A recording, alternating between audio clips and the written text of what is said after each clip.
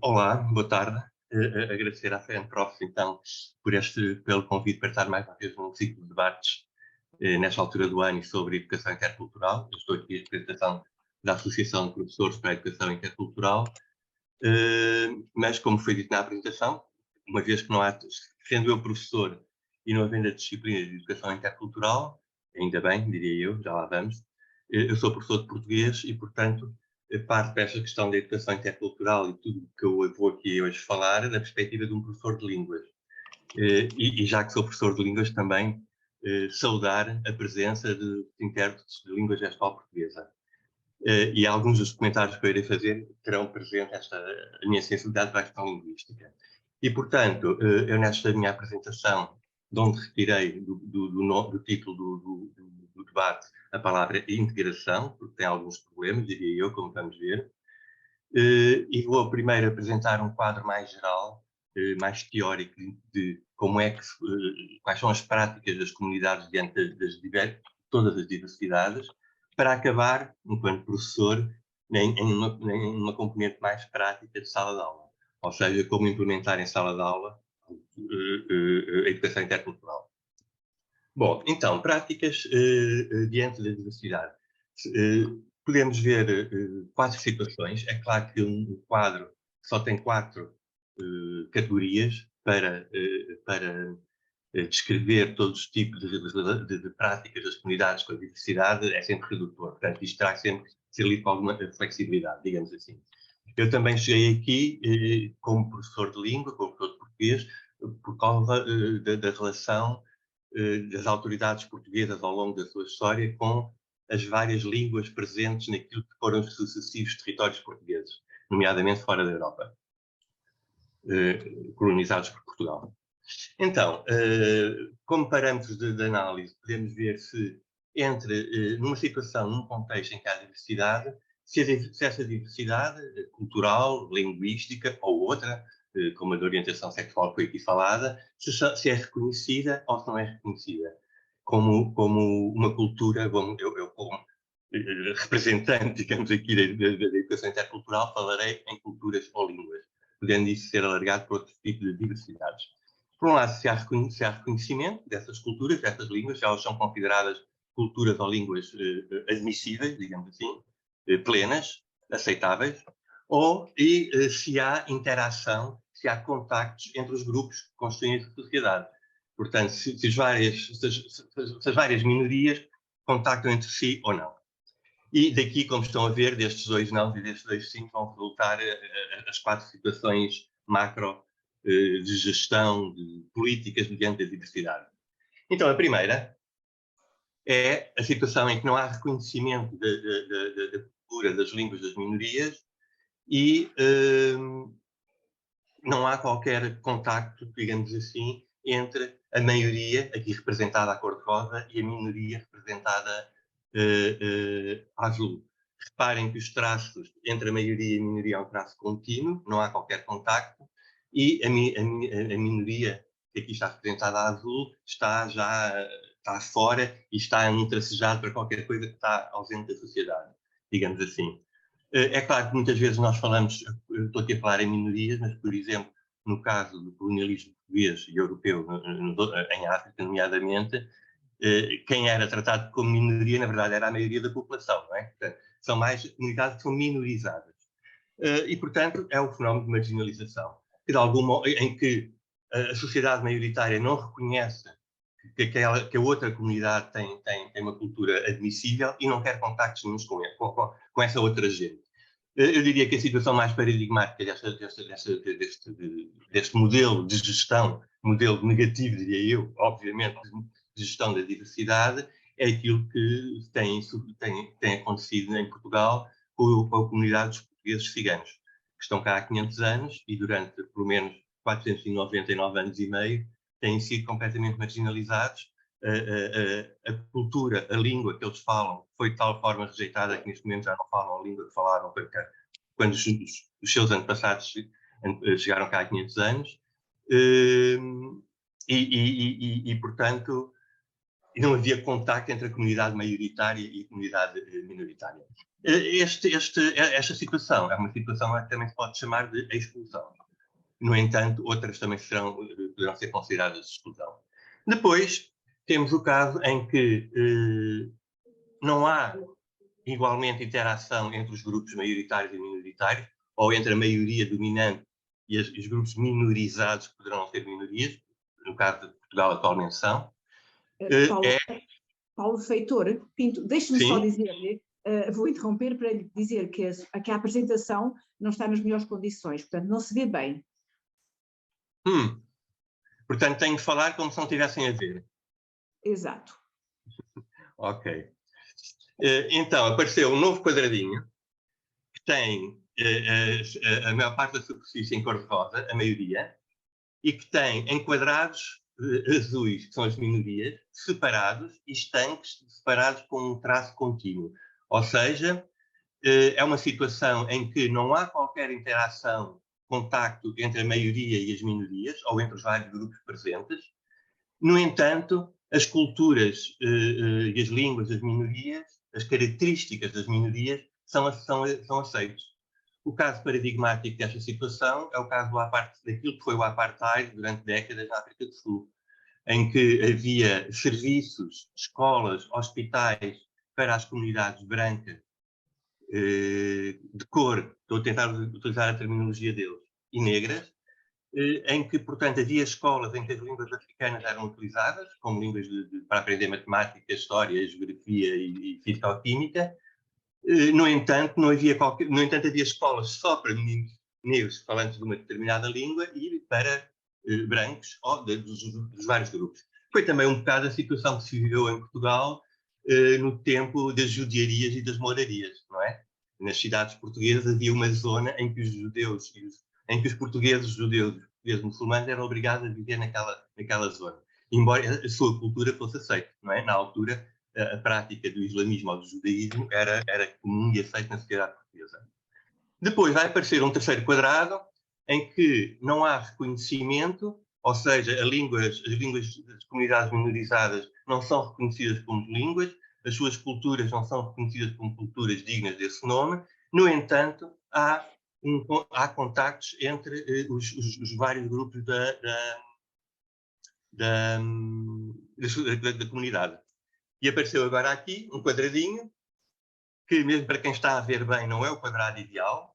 Porquê? Porque no centro está a cor-de-rosa, a cultura dominante, e na periferia está o azul, as culturas não são aceitas. E isto aqui é a assimilação, deveria ser uma imagem animada, no sentido em que uma assimilação que funciona bem, digamos assim, tudo, ao fim de um tempo, era cor-de-rosa. Ou seja, é a situação, por exemplo, do colonialismo português em África. E havia mesmo uma política de assimilação em que o que se pretendia, teoricamente, na letra da lei, era que todos se tornassem portugueses, falantes da língua portuguesa e com cultura portuguesa. Portanto, há assimilação, há um contacto entre os grupos, mas o grupo minorizado, a sua cultura não é aceita e, idealmente, acaba por desaparecer. A assimilação, se eu disse há pouco que era típico do colonialismo português, e de alguma forma, da forma latina de ver estas coisas, francesa, portuguesa, espanhola, a segregação que vimos há pouco, e que deu o caso da África do Sul, teve mais a ver com a gestão anglo-saxónica destas questões, os ingleses, os holandeses, os alemães. Por fim, a situação ideal, em que há reconhecimento e há interação, e que é a inclusão, ou também alguns lhe chamam a interculturalidade. A inclusão, e também aqui se calhar essas bolinhas, agora para quem não está a ver bem, desculpem, estamos a ver um quadrado com várias bolas no meio de diferentes cores, umas parecidas com as outras mais parecidas, outras menos parecidas, umas maiores, outras mais pequenas. Ou seja, a ideia da sociedade inclusiva em que todas as diversidades interagem e, havendo algumas mudanças que são adequação ao outro, mantêm sempre a sua individualidade. E, portanto, é esse o espírito, de alguma forma, da interculturalidade que eu vou aprofundar a seguir. Dizer ainda que Assim como nós muitas vezes em Portugal utilizamos a palavra integração para falar de assimilação. Muitas vezes os portugueses, quando falam em integração, falam nos migrantes se tornarem portugueses, digamos assim, na sua cultura, na sua língua, tal como, ou seja, foi uma terminologia para evitar a terminologia colonial, assimilação, tal como nos países anglo-saxónicos se evita a terminologia segregação, mas a política que se tem levado a cabo é de multiculturalismo, ou seja, manter e aceitar que há uma sociedade com muitas culturas, mas não há interação entre elas. Bom, tudo isto são casos extremos mesmo. Atualmente, no Reino Unido, o primeiro-ministro é de origem indiana. Vamos então agora ver, aprofundar o que é isto, este ideal da inclusão, da interculturalidade e transpondo de alguma forma, depois posteriormente, para a escola. Então, a educação intercultural, a interculturalidade, e é aquilo que nós, a maior parte das vezes, pensamos quando pensamos em educação intercultural, é conhecer o outro, conhecer a minoria, conhecer saber coisas acerca do outro, já vamos ver coisas. Aproveito para dizer a propósito do outro, e do que vou dizer a seguir, que a educação intercultural entrou na escola por causa das migrações. Mas a educação intercultural não tem só a ver com migrações, não tem só a ver com refugiados, nem com migrantes, nem é uma coisa para levar a cabo só nas escolas multiculturais. A educação intercultural não é só para as escolas onde há meninos de minorias, é para todas as escolas. Eu quase diria que quem mais precisa de educação intercultural é a maioria. Avancemos. A educação intercultural também serve para nos conhecermos melhor a nós próprios. Qualquer um de nós, indivíduo, pessoa humana, que aqui estamos presentes, conhecemos a nós próprios porque conhecemos melhor outras pessoas. Em última análise, se eu, Paulo, não conhecesse ninguém, hoje eu não sabia se era homem, se era mulher, se era alto, se era baixo, se era magro, se era gordo. Não sabia nada sobre mim. São os outros, eu ao conhecer os outros, conheço a mim melhor. E, portanto, na educação intercultural, esta relação com a cultura do outro ajuda-nos a conhecer melhor a cultura do outro, mas também a nossa própria cultura. Aquilo que é específico, mas aquilo que também há em comum. Depois, quando falamos de cultura, neste caso a educação intercultural, falamos de questões da aparência, de aspectos fisionómicos, como o cabelo, a cor da pele, também o vestuário, indumentária, mas também os hábitos, aquilo que costumamos fazer, o que comemos, por exemplo, as tradições que temos e as representações. Aquilo que o outro diz, pensa acerca de si próprio e acerca dos outros, nomeadamente de nós. Ou seja, também conhecer que estereótipos é que o outro tem acerca de nós para combatermos também os estereótipos que nós temos acerca do outro. Depois, na educação intercultural, geralmente, e por isso aparecer nas escolas onde há imigrantes, e não deve ficar só aí, incidimos muito sobre a diferença, sobre o conhecer o outro. Mas também é educação intercultural conhecermos a nós próprios e ao conhecermos o outro, e conhecermos através do outro, percebermos que há muita igualdade entre todos nós, há igualdade enquanto seres humanos. E, portanto, enquanto seres humanos, somos todos iguais. E ao conhecermos o outro, também percebemos que somos muito diferentes, mas na verdade somos todos iguais, digamos. E, portanto, podemos estranhar muito o outro, mas há muita igualdade, muita semelhança na nossa condição humana comum. Depois, portanto, e voltando àquela ideia da inclusão que falava no slide anterior, a educação intercultural é um enriquecimento mútuo, mantendo as especificidades. E é aqui importante reforçar enriquecimento mútuo, naquela perspectiva que não é só para as escolas interculturais, mas, diria eu, numa turma onde há um ou dois alunos de outra cultura ou de outra nacionalidade, os alunos da maioria vão se enriquecer muito mais. É um privilégio numa turma haver alunos de minorias culturais para poder ser a desculpa para falar sobre outras culturas. Onde eles não estão, podemos falar sobre outras culturas também, e é isso que eu vou dar alguns exemplos. Por fim, o que é isto da cultura? A ideia de que a cultura é uma coisa mutante, não é a mesma coisa ao longo do tempo. Aquilo que nós hoje consideramos que é a cultura portuguesa não é certamente o mesmo que considerávamos que era a cultura portuguesa há 60 anos. E depois também, cada um de nós aqui presentes, se calhar somos todos maioritariamente portugueses, no entanto, desde logo temos uma coisa muito semelhante entre nós, que não há interseção com quem não está aqui presente, somos cerca de 800 professores portugueses muito interessados por estas questões.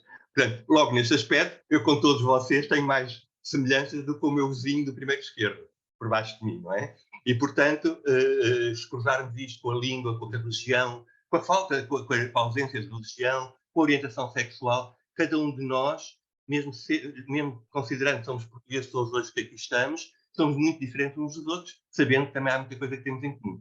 E, portanto, isto da cultura é uma coisa que muda e que é muito menos estereotipada do que as lojas de souvenirs da Baixa de Lisboa. Então, como implementar?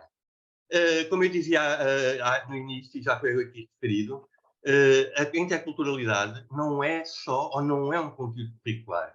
Neste momento, na disciplina de Cidadania e Desenvolvimento no segundo e terceiro ciclo, um tópico obrigatório é a interculturalidade.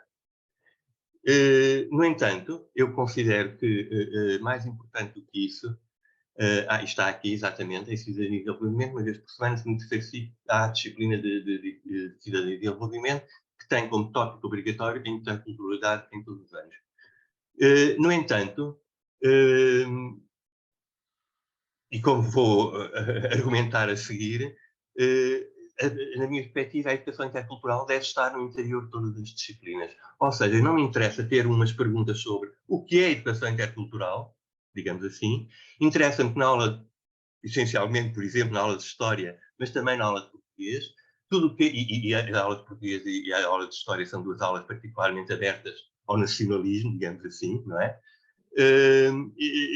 A mim não me interessa que haja umas aulas de cidadania e desenvolvimento em que se fala de questões de educação intercultural e depois na aula de português ou de história ou de geografia ou outras, como eu vou aqui apresentar, apresentando uma perspectiva muito pouco intercultural. Portanto, a mim o que me interessa é dar, enquanto professor de português, vou voltar à minha base, é dar aulas de português numa perspectiva intercultural. E vou dar desse exemplo assim. Um exemplo, para não ser muito enfadonho, muito centrado na minha disciplina de base.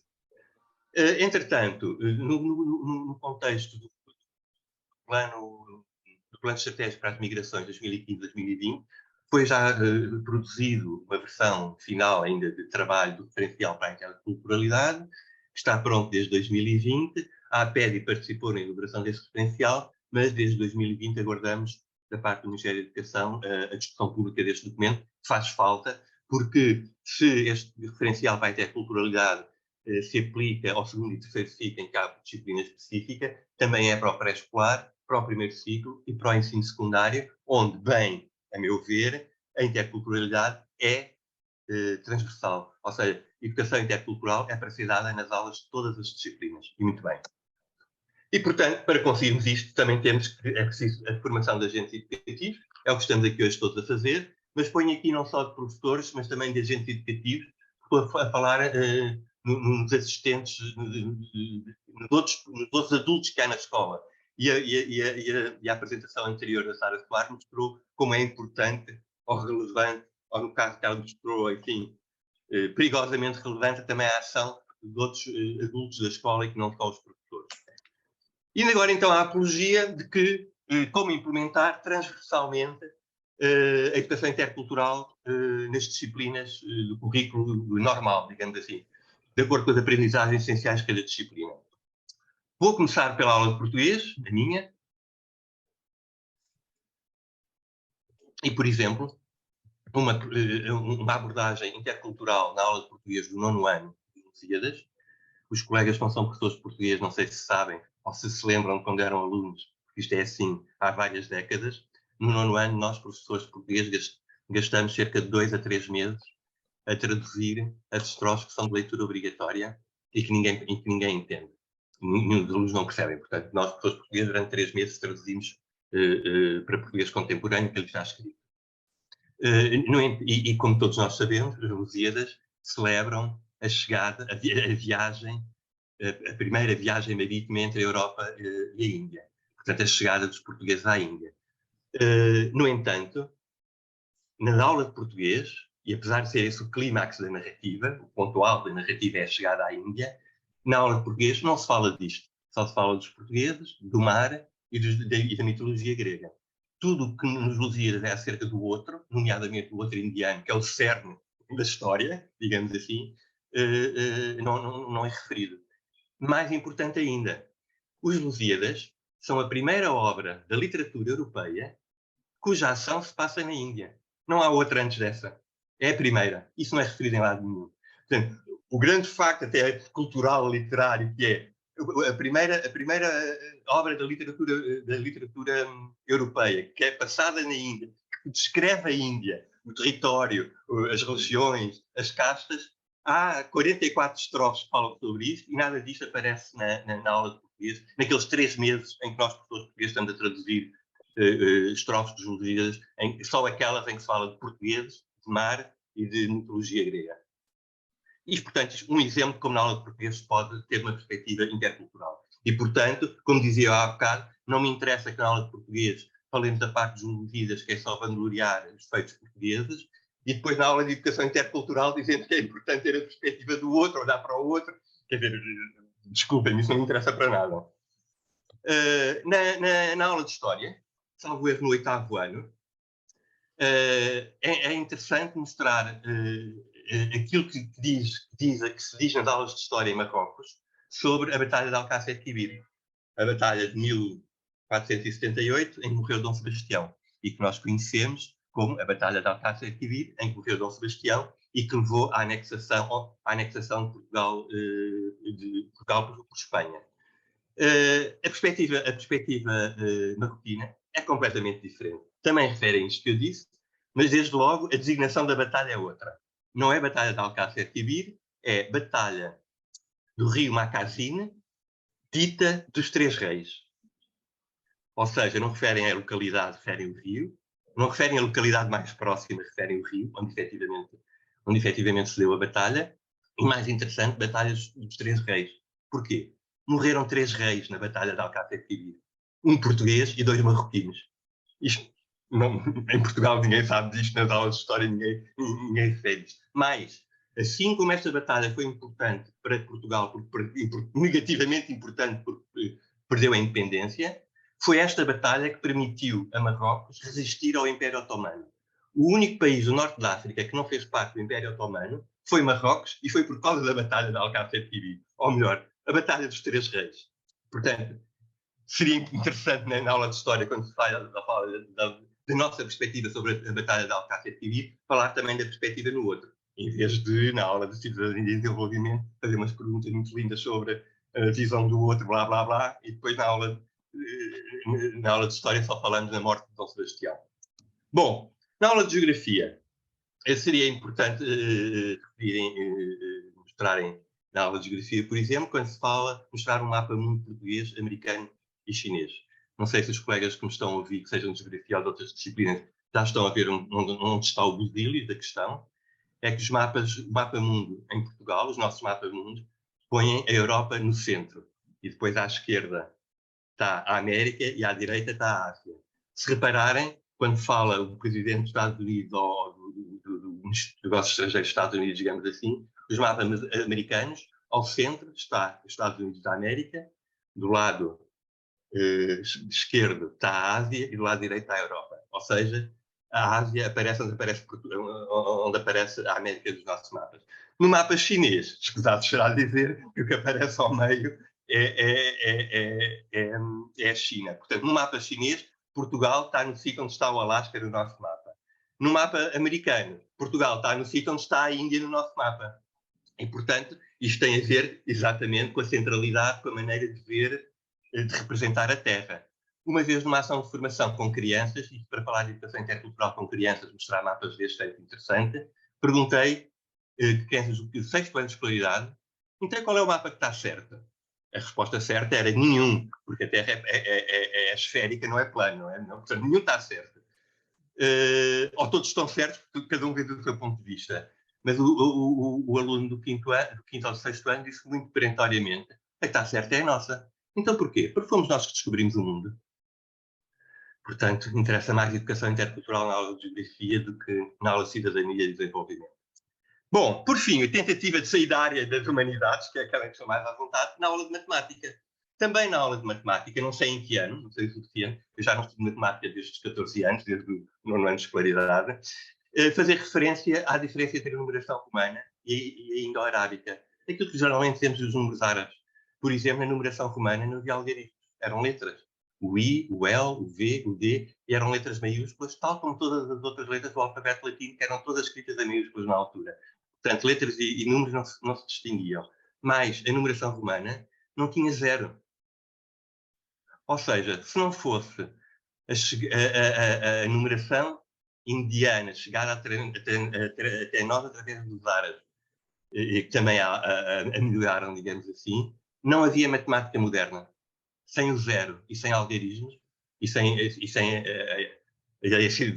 decimal, digamos assim, não havia matemática moderna. Portanto, a humanidade deve muito daquilo que é o mundo de hoje, não à civilização europeia, mas às civilizações extra-europeias. Bom, penso que estarei a chegar ao fim e, portanto, tentei mostrar aqui um bocado, de alguma forma, o que é interculturalidade na perspectiva daquelas quatro formas macro de encarar a diversidade e depois saltar para a área da educação, a nossa área, e, portanto, o que é a educação intercultural numa sociedade inclusiva e como operacionalizar. Também já vi de uns comentários, e agora já estou em período de respostas e não do período que eu tinha para mim, digamos assim, sobre a questão que alguém pedia nas QIA para falar sobre o despacho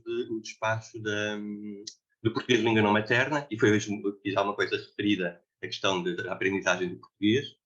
E eu diria, relacionando esta questão da aprendizagem do português de língua não materna com o que eu disse no início, com aquelas 4 modalidades de encarar a diversidade, o paradigma que nós temos tido até aqui em Portugal, nos últimos 50 anos de democracia, é o da assimilação. Ou melhor, só temos a assimilação no sistema educativo claramente desde 2001, quando foi aprovado o português de língua não materna. O que é que eu quero dizer com isto? Preocupámos-nos em que os alunos aprendessem bem português e não nos ralámos minimamente com a preservação da língua materna deles, que é aquilo que nós queremos para os imigrantes portugueses em França, não é? Que falem bem francês, mas que mantenham o português. Mas depois para os imigrantes em Portugal parece que já não temos querido isso.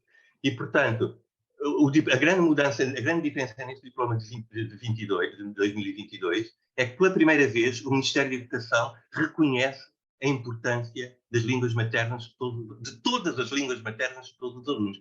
Portanto, estamos a passar da assimilação, a que temos chamado de integração, porque a assimilação é chato, dói muito, para a inclusão, a interculturalidade. Mas, como também fazem aquela pergunta, esta portaria é muito vaga e, portanto, reconhece a importância da língua materna, mas, na verdade, não diz como operacionalizar isso. Tenho boas notícias, porém. Com a Câmara Municipal de Sintra, a APED está neste momento a preparar a inclusão de línguas maternas dos imigrantes nas escolas do segundo e terceiro ciclo do município de Sintra, na oferta complementar de escola.